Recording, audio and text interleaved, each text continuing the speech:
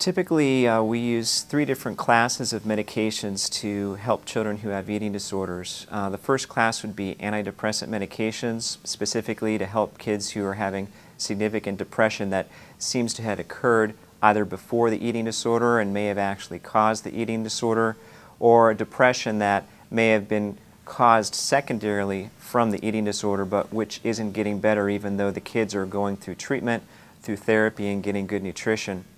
The other class of medication that we use is an anti-anxiety medication. The anti-anxiety medication could be a short-term medication to help kids to get through their meals as they're starting to have treatment and are excessively worried about gaining weight or what the food might do to them. Or it may be a long-term medication if they seem to have an anxiety disorder that is either perpetuating the eating disorder or may have caused the eating disorder and may have been pre-existing before the eating disorder started, typically such as obsessive-compulsive disorder. The third class of medication that typically is used is a medication for thought distortions or the body image distortions that kids have.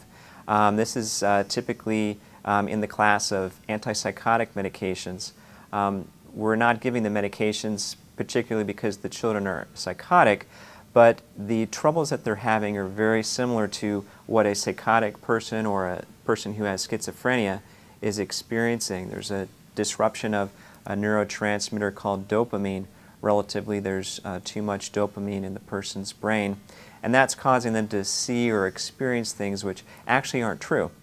So we use the medication, even though it was specifically formulated for people that had schizophrenia, more as a tool to help to balance out the dopamine system so that the person is able to see their body more realistically.